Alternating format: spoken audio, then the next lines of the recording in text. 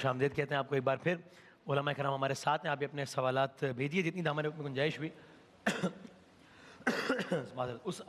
اس حساب سے انشاءاللہ سوالات ہم شامل کر لیں گے.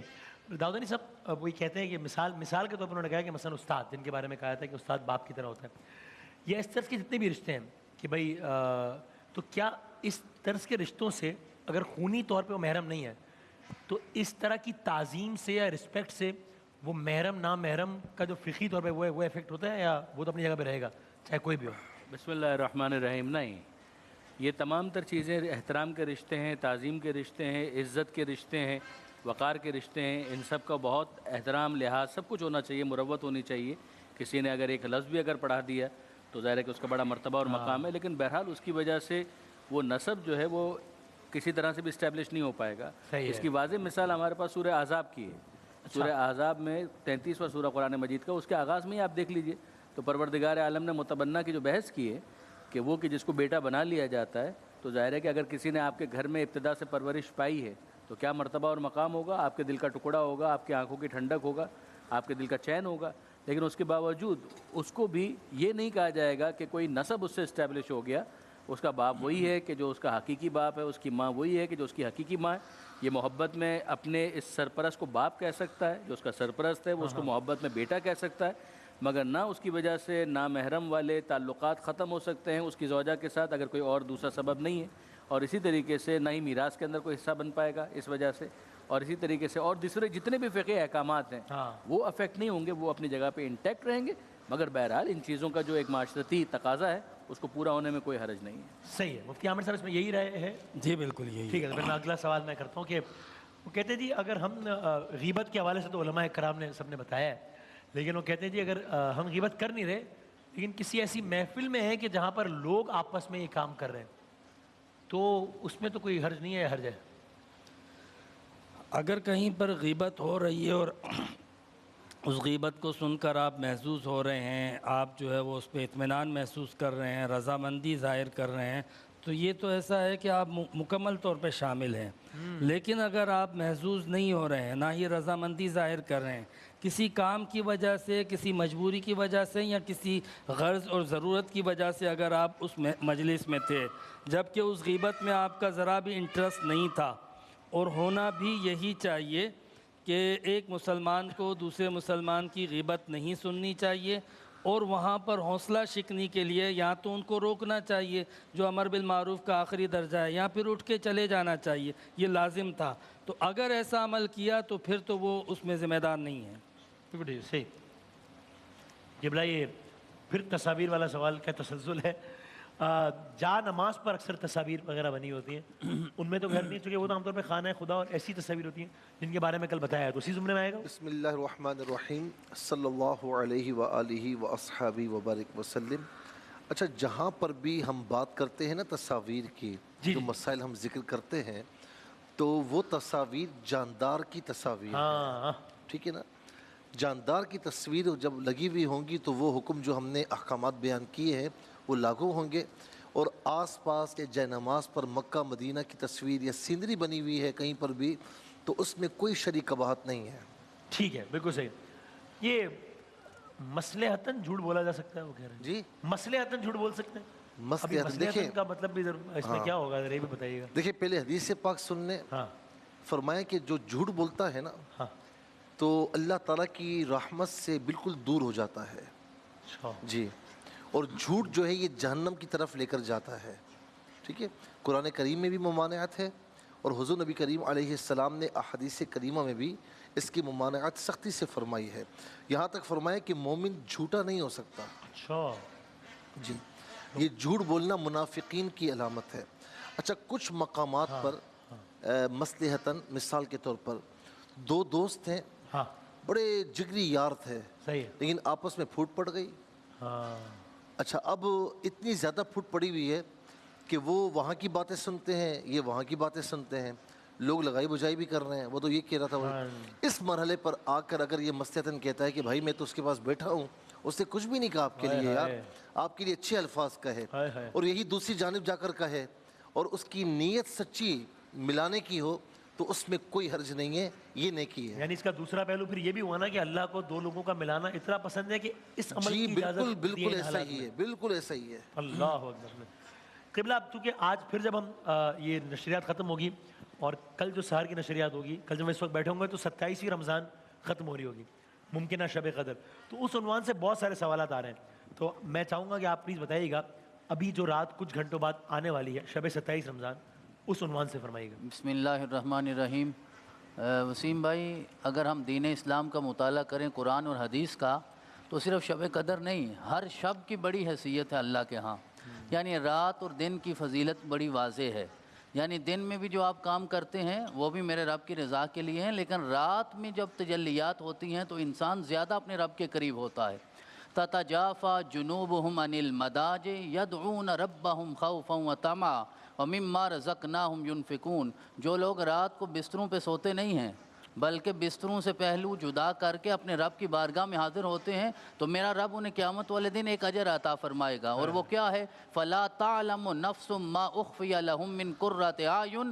میرا رب وہ دیدار عطا فرمائے گا جس سے ان کی آنکھیں ٹھنڈی ہو جائیں گی. لہذا ہر رات جو اللہ کی بارگاہ میں حاضر ہوتے ہیں, بہت سارے ایسے لوگ ہیں قبلہ کہ جن کے لیے ہر رات ہی شب قدر ہوتی ہے, ہر رات ہی شب برات ہوتی ہے, جو اللہ کے انوار و تجلیات میں ہوں, جو ہر وقت اپنے رب کی بارگاہ میں حاضر ہیں. تو یہ ہم جیسے گناہگاروں کے لیے سال بعد ایک بہانہ آتا ہے, وگرنہ اللہ کے وہ مقرب بھی ہیں جو ہر وقت اس کی بارگاہ میں حاضر رہتے ہیں. امن ہوا قانت آناء اللیل ساجدا وقائما یحذر الآخرہ ویرجو رحمت ربی قل هل یستوی الذین یعلمون والذین لا یعلمون. ایسے لوگ جو ساری رات اللہ کی بارگاہ میں کبھی سجدے کی حالت میں ہیں, کبھی قیام کی حالت میں ہیں, اور ان کے دو ہی مقصود ہوتے ہیں. ایک آخرت کا ڈر ہوتا ہے, دنیا کا کوئی ڈر نہیں ہے, آخرت کا ڈر ہے اور اللہ کی رحمت کی امید ہے. تو میرے رب نے ارشاد فرمایا جو میرا ڈر رکھتے ہیں, کیا وہ لوگ جو اس بات کا علم نہیں رکھتے, کیا وہ لوگ برابر ہو سکتے ہیں؟ یقیناً برابر نہیں ہو سکتے. اور نصیحت وہی حاصل کرے گا جسے میرے رب نے عقل اور شعور عطا فرمایا ہے. تو جو شب قدر ہے, خاص طور پہ 27ویں شب کے بارے میں جمہور علماء کا یہ موقف ہے کہ یہی وہ رات ہوتی ہے جب میرے رب کی رحمت موسلادھار رنگ سے برستی ہے. اور اسی کی طرف اشارہ کرتے ہوئے حدیث مبارکہ میں اور قرآن عزیز کی متعدد آیات میں میرے آقا صلی اللہ علیہ وسلم نے ہمیں یہ بتایا ہے کہ آخری عشرے میں اور 27ویں رات کو خاص طور پہ تمہیں شب قدر کو تلاش کرنا چاہیے. اور اس میں ہوتا کیا, جناب جبریل کا نزول ہوتا ہے, اور ایسی علامات کو بیان کر دیا گیا کہ انسان محسوس کرتا ہے کہ میں اپنے رب کی بارگاہ میں حاضر ہو گیا ہوں. تو اللہ کی رحمت سے زیادہ انسان کو کیا چاہیے ہوتا ہے؟ رحمت بھی سب سے بہتر ہے. اور ارشاد فرمایا وَإِن تَكْفُرُوا فَإِنَّ اللَّهَ غَنِيٌّ عَنكُمْ. میرے رب نے رات دے دی ہے, اور یہ وہ رات ہے قبلہ کہ جو 1000 مہینوں کی رات سے بہتر ہے, 1000 مہینوں کی عبادت سے بہتر ہے. جس رات میں قرآن نازل ہوا, اگر وہ 1000 مہینوں کی عبادت سے بہتر ہے, تو جس رات میں صاحب قرآن نازل ہوں گے, آپ کی آمد ہے وہ, اور اس رات کے فضائل کیا ہوں گے. تو ہمیں اس تناظر میں ان چیزوں کو بھی سمجھنا ہے کہ میرے آقا صلی اللہ علیہ وسلم کی نسبت سے ہی شب قدر ہے تو نسبت ہے مصطفیٰ کی, قرآن ہے تو نسبت ہے مصطفیٰ کی, نماز ہے تو نسبت ہے مصطفیٰ کی, روزہ ہے تو نسبت ہے مصطفیٰ کی. تو آقا کی نسبت سب سے معتبر ہے. ارشاد فرمایا یہ نعمت میں نے عطا فرما دی. آج تو کسی کی طبی عمر عموماً 80 سال تک پہنچتی نہیں ہے, اور 1000 مہینے تو تقریباً 83 سال کی عمر کے برابر ہوتے ہیں. تو ایک رات آپ عبادت کریں تو 83 سال کی عبادت کا ثواب ملتا ہے. تو اگر ہر سال میرا رب یہ توفیق عطا فرمائے تو آپ جمع کرتے جائیے, میرا رب کتنا ثواب عطا فرمائے گا. اب جس ہستی کے صدقے یہ نصیب ہو جناب رحمت للعالمین نے ارشاد فرمایا اگر تم اس نعمت کو جھٹلا دو گے تو میرا رب تو غنی ہے, اسے تو کوئی محتاجی نہیں ہے. یہ بات بھی ہمیں پیش نظر رکھنی چاہیے کہ وہ لائق عبادت ہے,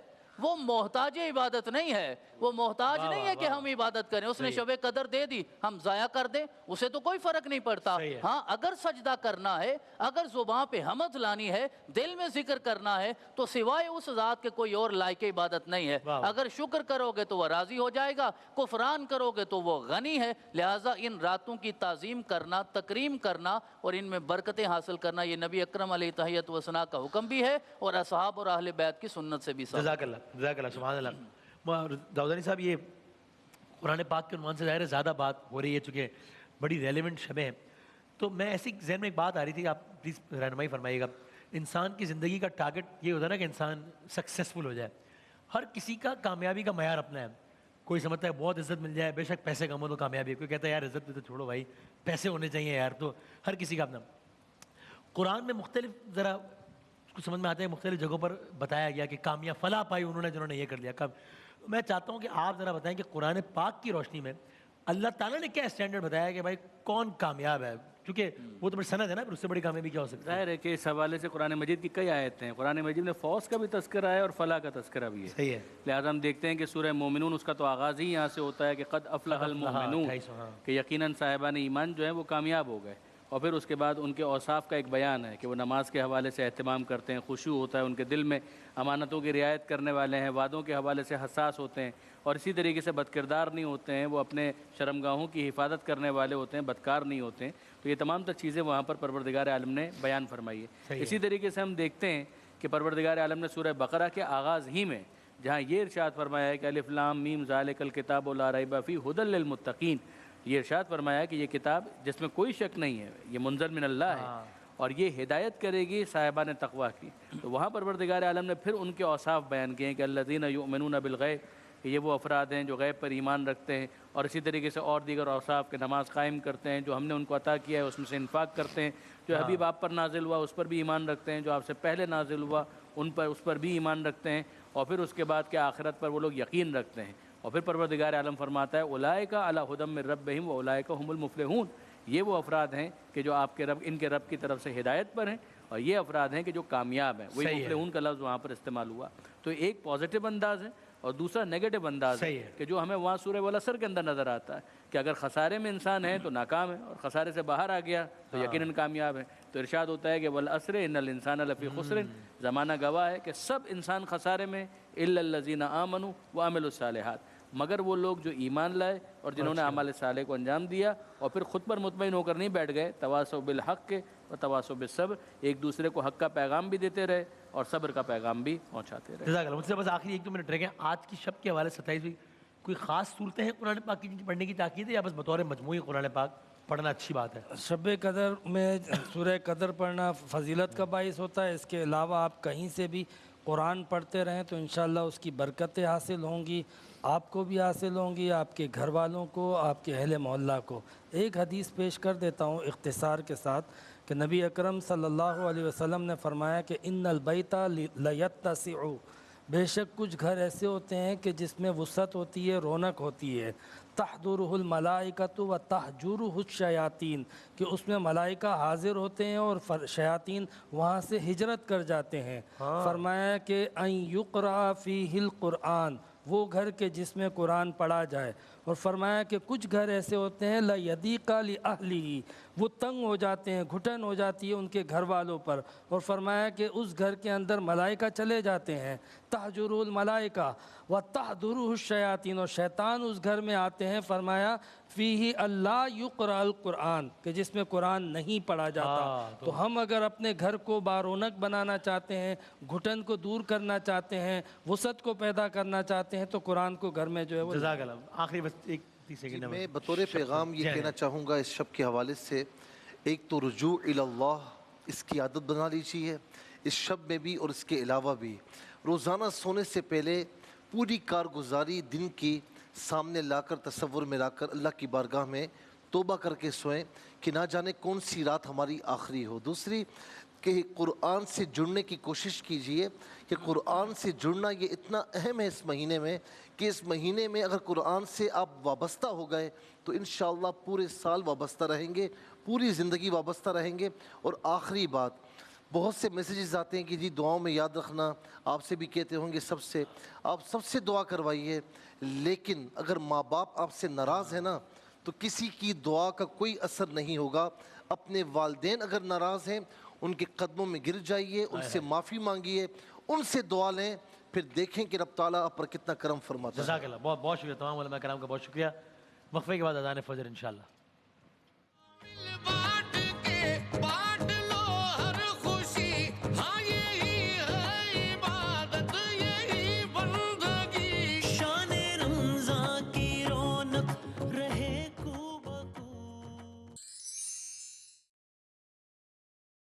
کراچی اور اس کے مضافات میں سحری کا وقت ختم ہوا چاہتا ہے.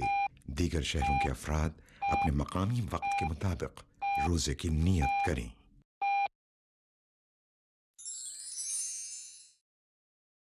रोज़ा रखने की दुआ। وبصوم غد نويت من شهر رمضان मैं माह रमज़ान के कल के रोज़े की नियत करता हूँ। الله أكبر الله أكبر الله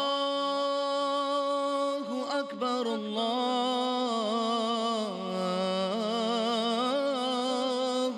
أكبر أشهد أن لا إله إلا الله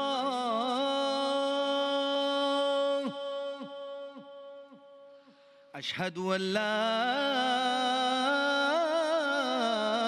إله إلا الله أشهد أن محمد رسول الله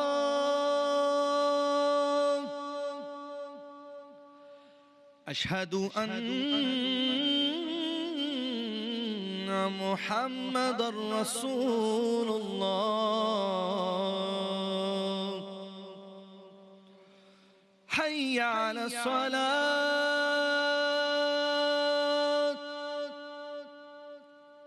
حي على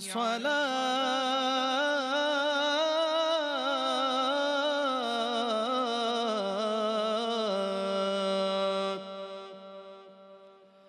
حي على الفلاح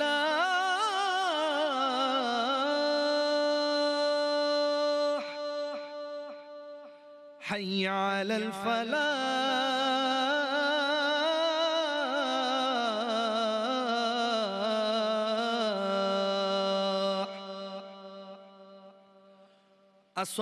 الصلاة خير من النوم الصلاة خير من النوم الله أكبر الله أكبر لا إله إلا الله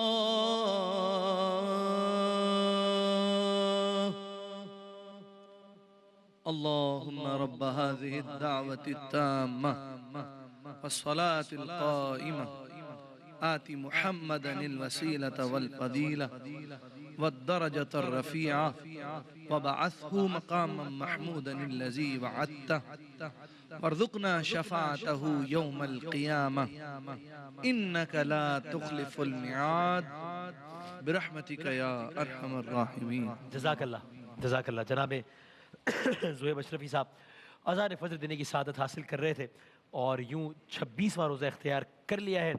اہلیان پاکستان نے دنیا کے کئی ممالک میں 27واں روزہ اختیار کیا جانا ہے یا کیا جا چکا ہے. بس ماہ مبارک بہت تیزی سے اختتام کی جانب بڑھا ہے. اب آج کے بعد زیادہ سے زیادہ 4 مزید شان سحر کی نشستیں ہوں گی یا شاید 3. اختتام کرتے ہیں. آپ سب لوگوں سے گزارش، خاص طور پہ دنیا کے جن ممالک میں 27 رمضان المبارک ہے، آپ سے بہت درخواست اور استدعا ہے کہ مجھے اور ہماری پوری ٹیم کو، سب کو، میرے اہل خانہ کو، والدین کو، سب کو اپنی دعاؤں میں بہت یاد رکھیے گا پلیز. دعا سے اختتام کرتے ہیں. انبیاء کرام علیہ السلام کی دعا، تو وہ دعا جو حضرت آدم اور جناب حوا سے منسوب ہے. سورہ اعراف کی دعا آیت نمبر 23 ہے. بسم اللہ الرحمن الرحیم. قال ربنا ظلمنا انفسنا وان لم تغفر لنا وترحمنا لنکونن من الخاسرین. دونوں نے عرض کیا، اے ہمارے رب، ہم نے اپنی جانوں پر زیادتی کی، اور اگر تو نے ہم کو نہ بخشا، تو نے ہم پر رحم نہ فرمایا، تو ہم یقیناً نقصان اٹھانے والوں میں سے ہو جائیں گے. اللہ کرے انشاءاللہ ہم سب کا شمار ان لوگوں میں ہو جو کہ نقصان اٹھانے والوں میں سے نہ ہو بلکہ فلاح پانے والوں میں سے ہوں انشاءاللہ. آیت کریمہ وَذَنُّونِ إِذْ ذَهَبَ مُغَاضِبًا فَظَنَّ أَن لَّن نَّقْدِرَ عَلَيْهِ فَنَادَىٰ فِي الظُّلُمَاتِ أَن لَّا إِلَٰهَ إِلَّا أَنتَ سُبْحَانَكَ إِنِّي كُنتُ مِنَ الظَّالِمِينَ فَاسْتَجَبْنَا لَهُ وَنَجَّيْنَاهُ مِنَ الْغَمِّ وَكَذَٰلِكَ نُنجِّ الْمُؤْمِنِينَ.